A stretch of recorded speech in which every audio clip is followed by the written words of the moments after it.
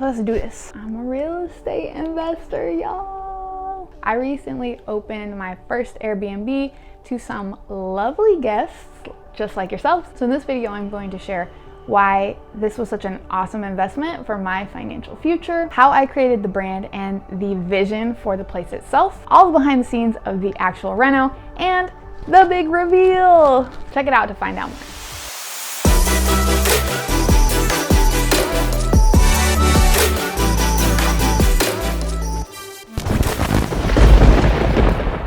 Welcome back, y'all. I'm Liz Marie, brand strategist and creative director, and this is a little different because mostly I talk about branding and helping people build their brands, but I'm going to give you a little behind the scenes insider information behind me building my own brand. This new business venture that I'm launching with my partner, our first Airbnb called Glimmer 29. So here's the background. I have been wanting to get into real estate for a long time. I worked around the industry for about 13 or 14 years. I have been learning how important it is, how much money you can make, how valuable it is to invest in real estate. And I don't know if I was scared or it just didn't seem like the timing was right, but I had never done anything with that information. So my partner and I, we are HGTV fanatics. We watch it every single day. We would look at homes every day, like morning and night on Zillow or Redfin. And we had set this goal to buy a home for ourselves. We live in LA, that shit is rough. We just kind of decided maybe that doesn't make the most sense for us where we're at right now. We could do it, but we don't want to be house poor. That's just not worth it. So as this was going on, one of my really close friends, Lyric Everly, shout out to Lyric, had done exactly what we are doing now. In the middle of the pandemic, moved out to the desert and bought this house and lived in it part of the time and used it as an Airbnb part of the time. And it was this really beautiful creative space, all of this good energy. And I just thought, you know what, maybe we could do something like that where it's something that's actually making us money instead of costing us money. It would be fun. It would be an opportunity to put all of our DIY obsession to the test. Lord, did it really do that? So another part of this was wanting to have a more passive income stream. So this was a goal that I set for myself this year, to create one line of passive income revenue stream. And I thought it was going to be something totally different. Turns out it's going to be this. And let's not fool ourselves. This shit is not passive. We have put in so much work, but eventually it will be pretty steady and will, somewhat run itself. There's always going to be maintenance, always going to be ongoing communication, but not as much heavy lifting, we hope. And another part of this is kind of rethinking how I want to build my life and how I want to build my business to support my life. Wanting more time, maybe for kids, maybe for travel, certainly for leisure, and not feeling like I have to be working all the time to be valuable and be productive. More on those thoughts to come because it's a big theme for me right now, but wanting to have that freedom. And I think this is a tool that will help us get there. And then finally, a big piece of this is that I love branding, I love what I do, but most of what I create with brand design just lives online. I don't get to create things that I can touch very often, spaces that people can experience, and that's something that really, really resonated with me. I've been craving, yearning for that opportunity for a really long time, and it just worked out perfectly because as much as I love brands, I don't really spend a lot of money on stuff. The one thing that really gets me is hotels. I love to travel. I will spend money on a nice hotel. I know that it changes my whole experience. It's the details, it's feeling taken care of. It's even more than that, it's like how you envision the trip before you go and like the memories and then the afterglow, like it's all those things. So it actually makes perfect sense that I would have some type of project in hospitality. So that's all of those things that came together for why it makes sense. Let me talk about the financial part because I'm all about my money and helping you get more money. So real estate can make you money in 4 different ways, and eventually we will take advantage of all of those. The first is called capital appreciation. So this is the idea that you buy a home for a certain price and that it goes up in value over time.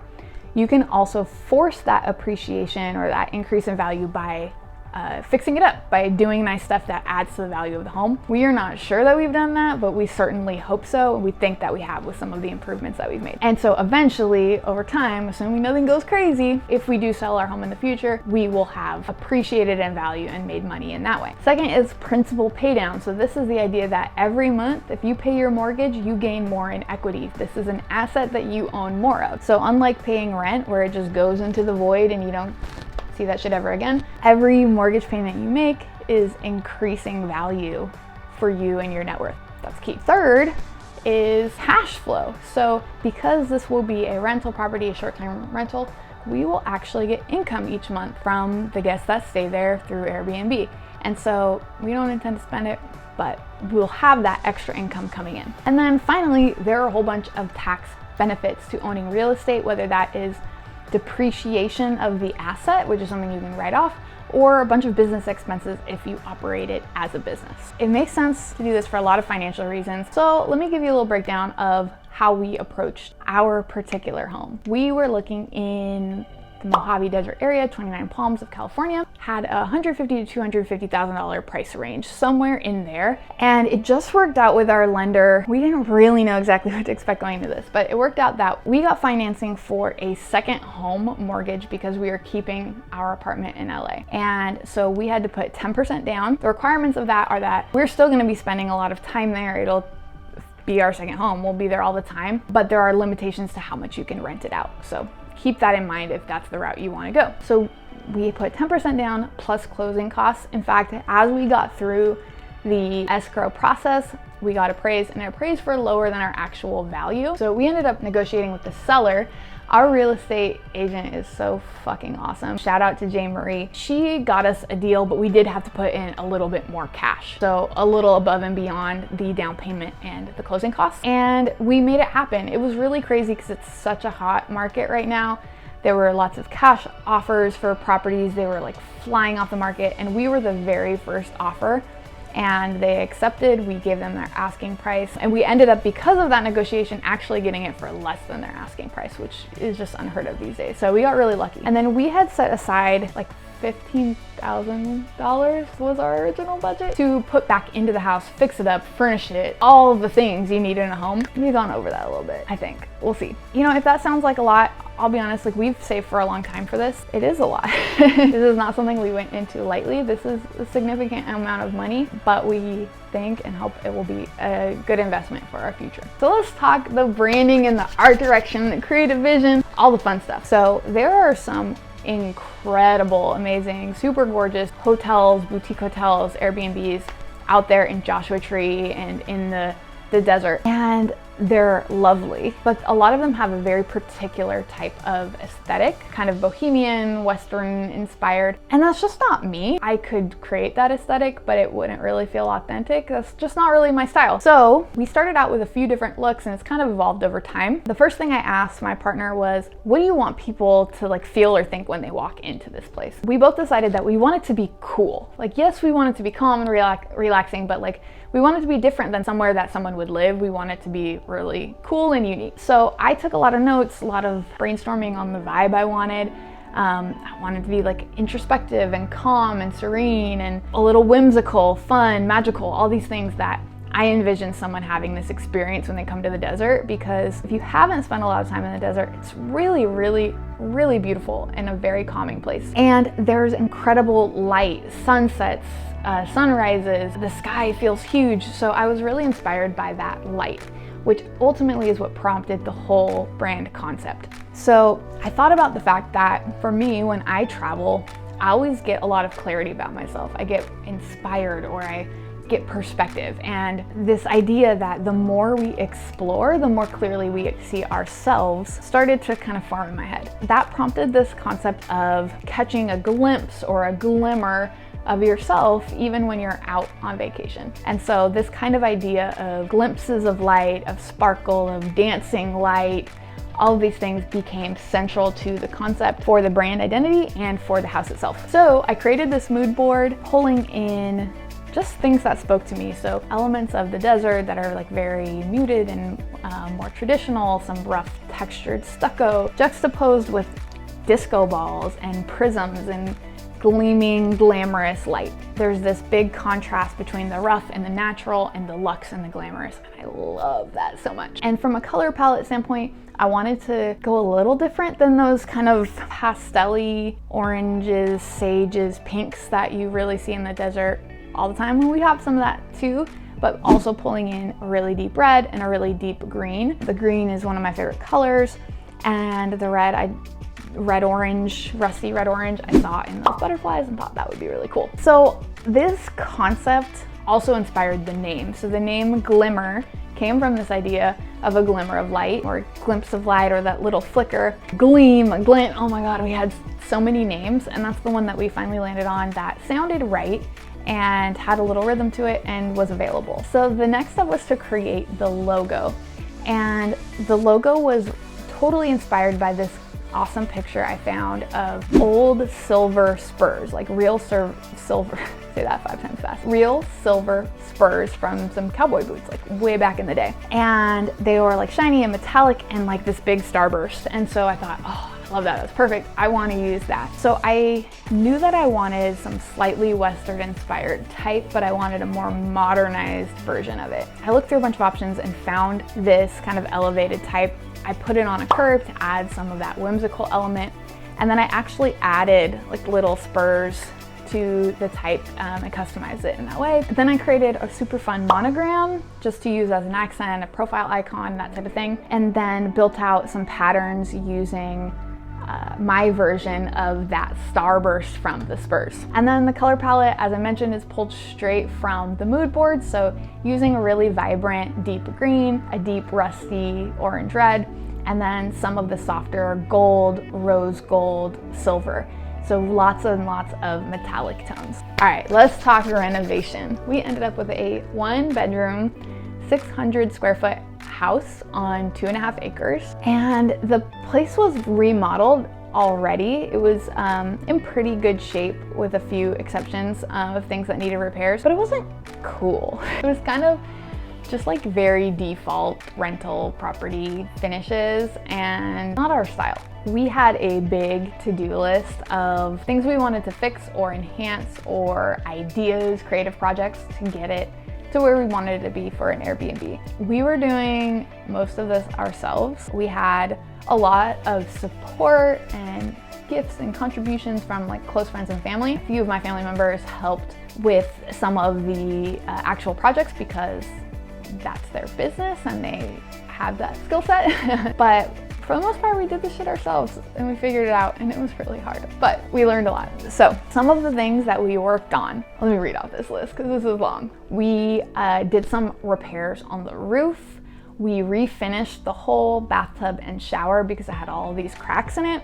We meaning my electrician brother Evan, replaced all of our light fixtures and installed recessed lights and these super cool spiral lights that I have never seen before anywhere else. My stepdad, who is an incredible plastering contractor, plastered all of the interior walls with this really rustic adobe feeling stucco look. And then also added trim to the windows and doors on the exterior because it didn't have any and they looked really naked. We painted every single surface in the entire house. Every wall, every cabinet, every exterior wall, the eaves, the fence, the patio cover, everything got paint. I'm so sick of paint, but it looked really good. And that includes custom paint in the bathroom, hand-painted terrazzo pattern using our color palette. That was super, super fun and was one of the first projects we knocked out that gave us a sense of, okay, this is actually gonna be something cool. So far, that has been everyone's favorite room. We replaced the front door, which was a nightmare. The door wasn't square, the door didn't fit, the threshold was broken, the current door is too big, there's a gap, it's crooked, we gotta fill it in, there's bugs coming in, we had to chisel that. It was insane. That took from our very first day to the very last day to get it right. I never knew it would be so hard to install a door. I will never do that again. And we replaced all of the locks and hardware on the other doors for both security and so that they all match. We installed a security system, alarm system, floodlighting, cameras, the whole shebang so that we can feel really safe there, as well as smart locks. We installed turf in the backyard. We dug out all this dirt, laid down all the layers, put in the turf, put in a dining table, put in pretty string lights so it's all glowy. and created a really beautiful dining area, but man, digging sucks. And we also installed curtains, blinds, and shelving in a whole bunch of places around the house to just start those finishing touches. Out in the land, in the yard, we did fire pits and created these really cool cinder block wood benches. They're super simple. We found this DIY on Pinterest, and we kind of made them our own, but really happy with how those turned out. We did some landscaping, some new plants, put in these solar lights to light up our property, a whole bunch of furniture and decor to really fill it out, including some handmade stuff. So I made these prism little hanging thingies and this mirror wall hanging that came out really cool. And we painted a mural on the back of the house. There's probably a whole bunch of stuff in there that I forgot, but those are the big things. So that is a lot of work. And that's not even including the admin stuff, like getting our business set up, our accounting, filing our permits, setting up our Airbnb, all of that other stuff that had to be going on behind the scenes, insurance, like you name it, a whole bunch of work that had to happen at the same time. All of this took us about 2 months from the day we got the keys to the day we listed it, somewhere around there, is all while I'm running a business and my partner has a big, important full-time job and is getting his doctorate, and also trying to be there for our friends and family and, you know, also keep some sanity. So it's been really hard. It was so much harder than we ever thought, but also so much more rewarding. We had a ton of fun while we did it and learned so much about how to do stuff, projects we will never attempt to do again, things that we actually liked. I learned how fulfilling it was. I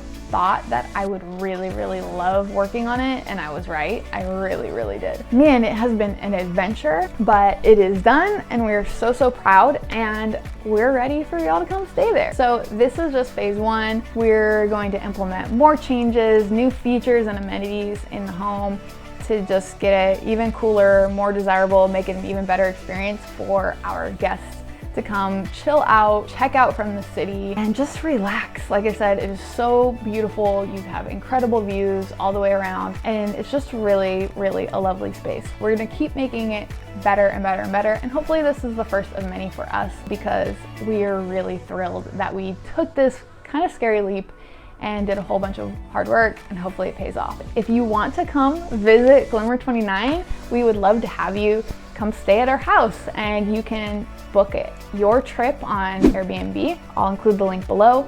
You can follow our adventures on Instagram. Our Instagram is at @theglimmer29, or you can check out our website for more information, more pictures, and some new Glimmer merch coming soon. I hope you enjoyed our story. It's been really fun, and I'm really stoked to share it with you guys.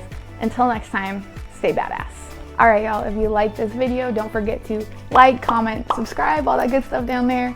And check me out at LizMarieStrategy or LizMarieStrategy.com. That's a wrap for today. It's a wrap.